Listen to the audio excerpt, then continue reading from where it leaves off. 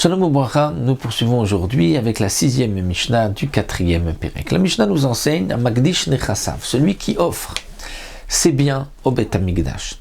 Généralement, lorsque quelqu'un offre ses biens au Beth Amikdash, c'est pour le Bedek Habayit, c'est-à-dire pour l'entretien du Beth Amikdash. Non pas pour sacrifier sur l'autel, mais pour entretenir ce qu'on appelle le Bedek le Bedek Habayit, c'est-à-dire tous les besoins du Beth Amikdash.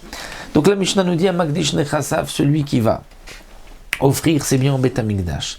Mais Ayu Bahem Dvarim Ruim les Korbanot Tzibur. Il y avait parmi ces biens certaines choses qui auraient pu être sacrifiées comme Korban Tzibur pour la communauté. C'est-à-dire, il y avait des bêtes, il y avait de la ktoret, il y avait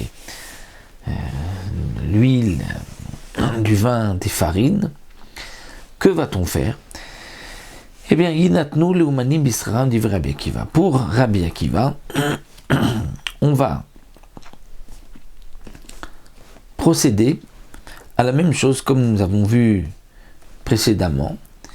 On va donner au umanim bisraram, c'est-à-dire donner aux ouvriers, à tous ceux qui ont travaillé pour le Beth Amikdash, comme salaire, on va leur donner de la chlorette, du vin, des farines. Et de cette manière, le vin, la farine, va sortir des choulines, va être profane. Bien qu'il n'y a pas donc de contrepartie, puisque généralement ce qui est kodesh, pour qu'il devienne choulines, il faut que la kedusha se transfère, eh bien Rabbi Akiva considère que le Ekdesh peut disparaître lorsque on va payer un travail qui a été fait avec quelque chose appartenant au Ekdesh. C'est ce qu'on apprend du Passou, comme nous rapporte ici le Barthénora d'après Rabbi Akiva. Donc lorsque je vais donner à un ouvrier de la farine qui est Kodesh, en contrepartie de son travail, la farine devient maintenant Chol profane. Amarlo Ben Azaï, lui n'est pas d'accord et dit Enaï Amida, ce n'est pas possible de cette manière d'enlever la Kedusha. Pour Ben Azaï, tu ne peux pas, pour la Ktoret, faire d'une manière et pour les farines d'une autre manière. Et là, Mafrishi même sera Romanim, on va faire la même chose. C'est-à-dire qu'on va d'abord, Mafrishim, on va prélever, mais sera Romanim, c'est-à-dire le salaire des ouvriers. Prenons le cas par exemple donc, de la Ktoret. Si quelqu'un a offert de la Ktoret cette fois-ci, donc on va prendre le salaire des ouvriers de cette Ktoret,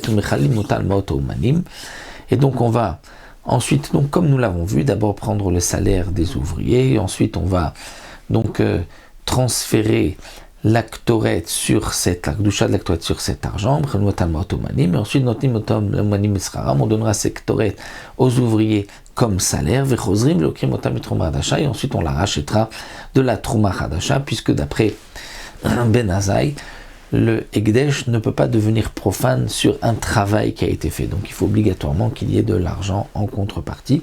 Donc pour Ben Azaï, on va faire comme nous l'avons vu pour la Ktoret qui est restée au Beth Amikdash.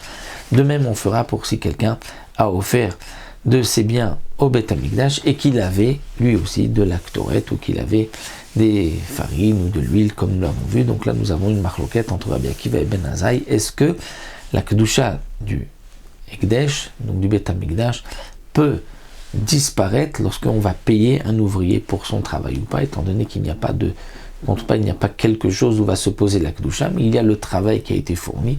Ça c'est la marloquette de Rabbi Akiva et Ben Azaï que nous avons vu dans cette Mishnah.